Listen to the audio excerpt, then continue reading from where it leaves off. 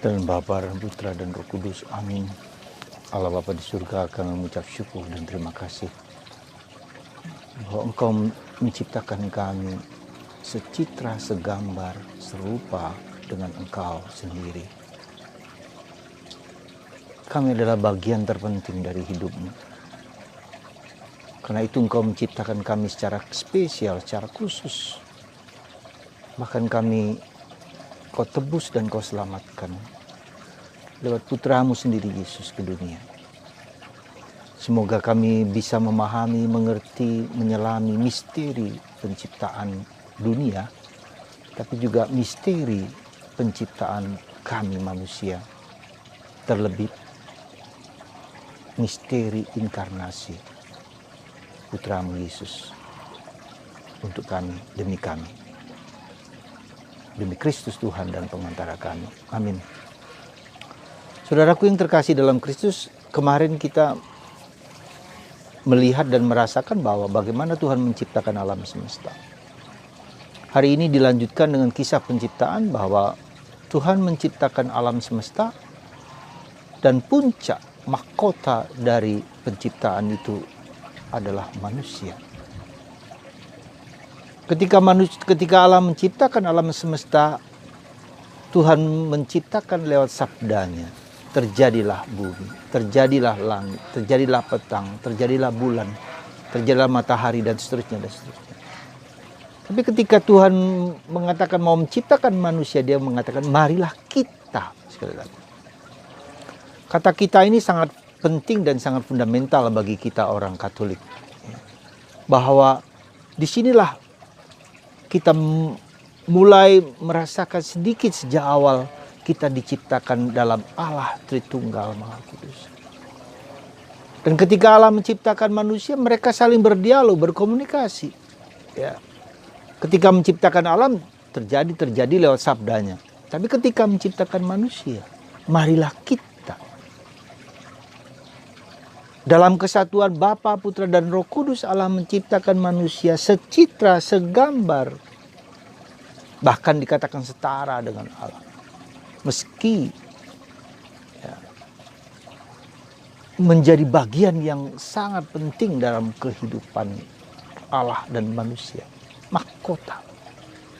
Saudara, identitas kita, being kita yang demikian ini harus kita sadari sungguh-sungguh. Kalau kita bisa menyadari, bisa merasakan, bisa mengalami keagungan bahwa kita adalah manusia spiritual, manusia rohani yang menjasmani, katakanlah. Karena kita diberi karunia yang tak terhingga. Diberi kuasa atas alam semesta. Ya, diberi kemampuan daya-daya yang ilahi yang menjadi semacam co-kreator.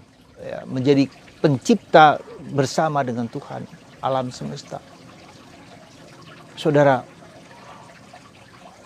betapa agung dan mulianya. Mazmur 8. Apakah manusia sehingga engkau perhatikan? Siapakah dia sehingga engkau pelihara? Kau ciptakan dia hampir setara dengan Allah. Kau mahkotai dia dengan kemuliaan dan hormat. Saudara, inilah kita. Maka sebetulnya sekali lagi dalam proses penghayatan hidup rohani, ini bagian yang sangat fundamental untuk kita masuki, untuk bisa ke kedalaman batin kita yang terdalam. Inilah manusia. Inilah kita. Betapa berharganya, betapa mulianya. Maka gereja sejak awal sangat menghargai manusia. Bahkan sejak perjumpaan antara sperma dan indung telur itu yang fetus ini itu sudah benih-benih kemanusiaan. Maka gereja Katolik dengan mati-matian mempertahankan kehidupan. Ya. Pro life, bukan pro choice, pro life, hidup sejak awal. Melarang sama sekali pengguguran manusia. Ya, dengan zaman sekarang orang bisa saja mengatakan ini milikku, mau apa, mau saya apakan, mau saya gugurkan, mau apa, hakku. Jadi perlindungan terhadap manusia sejak awal mula, yang manusia yang lemah, yang tak berdaya itu yang bisa diperlakukan oleh manusia seenaknya semaunya sendiri. Dan itu melukai hati Allah. Nah, itu jadi. Yang kedua, saudaraku terkasih, sekali lagi ketika kita diajak untuk mampu menghayati keilahian di dalam diri kita, maka cara pandang kita harus cara pandang yang mungkin agak sedikit berubah. Bukan pertama-tama melihat kekurangan kita, keterbatasan kita, bahkan juga kemampuan, daya-daya, talenta, bakat-bakat kita. Bukan itu yang pertama, kita adalah manusia yang memiliki kemampuan, yang memiliki daya, yang memiliki kelemahan. Jadi lihatlah manusia sebagai yang diciptakan Tuhan. Maka Yesus mengatakan, cintailah sesamamu seperti engkau mencintai dirimu sendiri. Jadi pengalaman dicintai, dikasihi oleh Allah itu pengalaman fundamental. Ya, pengalaman fundamental bagi kita untuk merasakan bahwa aku dicintai oleh Allah tanpa syarat. Sekali lagi, tanpa syarat. Ya, bukan Allah mencintai karena, tapi Allah mencintai memang ia mencintai. Dan ini penting bagi kita dalam proses pemahaman, pengenalan identitas kita. Karena tanpa ini, kita akan seringkali merasa minder, merasa takut, bahkan bisa sombong, bisa angkuh, bisa hebat, dan segala macam. Ya. Jadi pengalaman dicintai adalah pengalaman fundamental. Ya. Dan itu bukanlah suatu yang gampang, ada perjuangan, ada proses yang lama bahkan pun. Maka kita mencintai kedirianku ini sebagai yang berharga di mata Allah. Dan yang ketiga, ini poin penting yang menurut kita adalah bahwa penciptaan itu menurut Tuhan tidak cukup. Karena manusia jatuh dalam dosa, karena hancur. Maka Allah ingin supaya manusia kembali kepadanya, bersatu lagi dengan dia.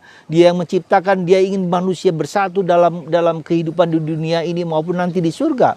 Maka dalam keberdosaan itulah maka Tuhan mengirim putranya Yesus supaya manusia sungguh-sungguh mengalami identitasnya sebagai anak Allah. Ya, sekali lagi, kalau dulu sebagai pencipta, yang diciptakan sekarang menjadi anak Allah dengan Kristus. Dan ini suatu gradasi yang luar biasa. Dari yang diciptakan hampir mirip dengan manusia lain, dengan ciptaan lain, tapi sekarang diangkat menjadi anak Allah, menjadi putra Allah seperti Bapa ya, mencintai Yesus anaknya.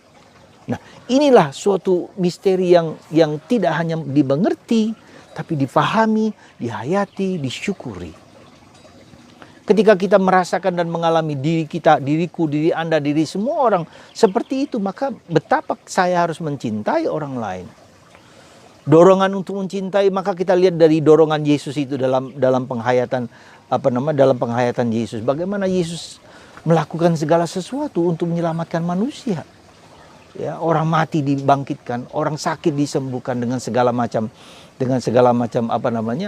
problem-problem kehidupan mereka, dengan segala macam penyakit. Ya, jadi itu hati Allah, ingin manusia itu sungguh-sungguh kembali kepada Allah, bersatu Allah. Maka dia menyelamatkan, menebus. Tega-teganya, mau-maunya dia mengorbankan, mengirim putranya Yesus ke dunia hanya karena dia mencintai manusia dengan seluruh totalitasnya. Dan Allah berkehendak sungguh-sungguh. Ya, mau sungguh-sungguh ya menyelamatkan, menebus kita. Dan inilah misteri penyelamatan Allah. Jadi sekali lagi adalah misteri penciptaan dan sekarang misteri penyelamatan Allah. Ya, lebih Tuhan menciptakan kembali maka itu kita lihat dalam masa Paskah. Paskah itu adalah proses kita diciptakan kembali secara baru. Nah, jadi saudaraku yang terkasih, dan misteri ini tidak nampak karena misteri ada sesuatu yang tidak nampak, yang ada di dalam batin, yang ada di dalam kehidupan bisa, yang ada di dalam roh, dalam spiritualitas. Ya. Nah, karena itulah Yesus menjadi marah kepada orang-orang Yahudi, orang Farisi dan ahli Taurat yang hanya melihat sisi dangkal, sisi luar yang kelihatan legalistis, hukum, peraturan dan segala macam ya. Tapi tidak masuk ke kedalaman aspek spiritualitas, aspek batinia dari kehidupan manusia, dari kehidupan penciptaan itu. Kalau kita terbatas pada aspek positivisme, katakanlah seperti materialistis, maka itulah kita lihat di kejatuhan manusia di dunia ini. Sebetulnya kejatuhan akan pemahaman manusia akan terlalu material, terlalu positif, tanpa ada bukti kita tidak percaya. Tidak selalu demikian seharusnya kan, tapi itulah yang terjadi.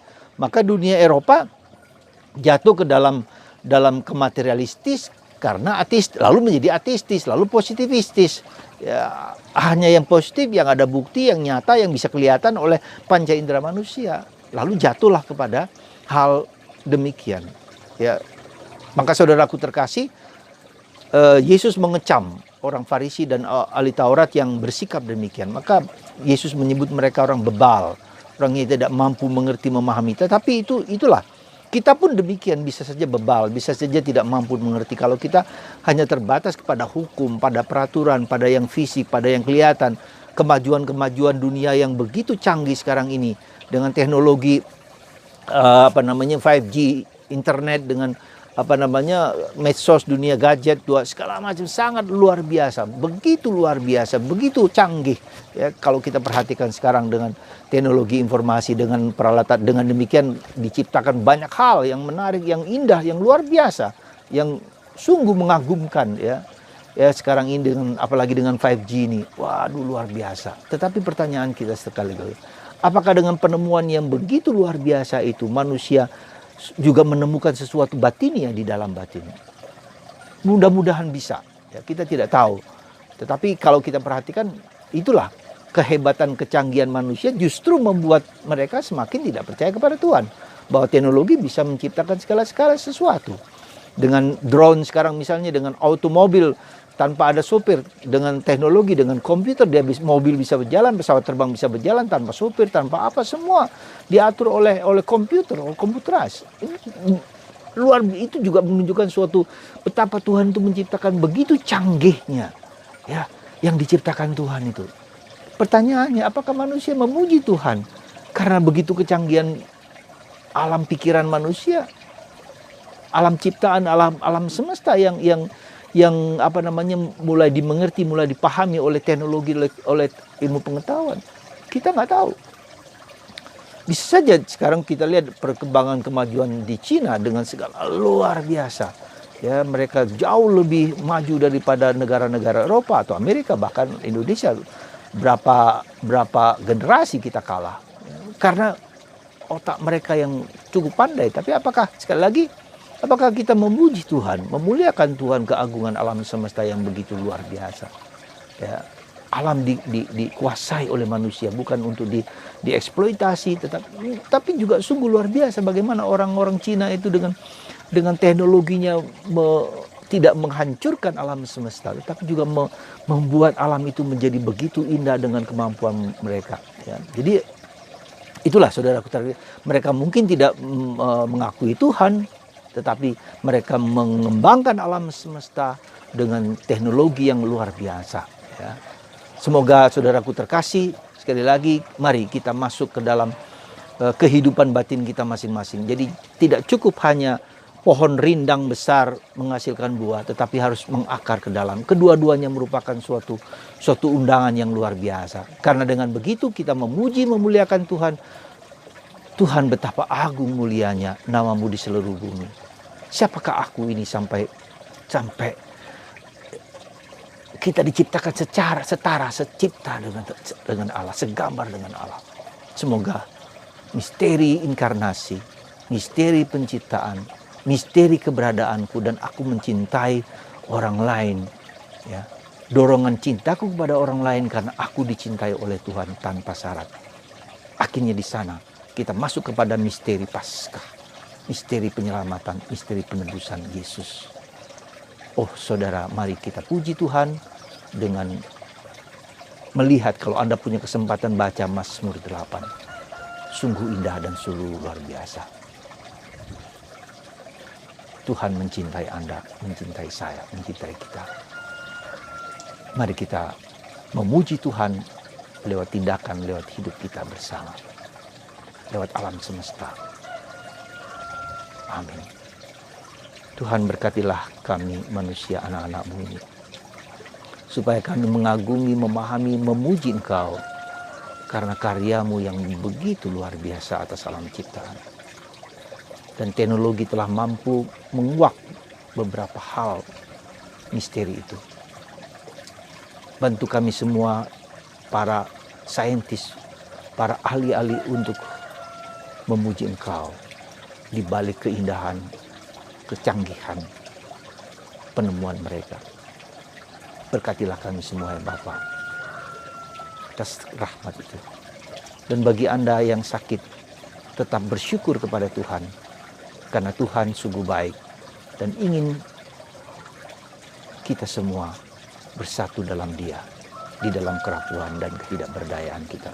Berkat Tuhan atas kita semua, dalam nama Bapa, Putra, dan Roh Kudus.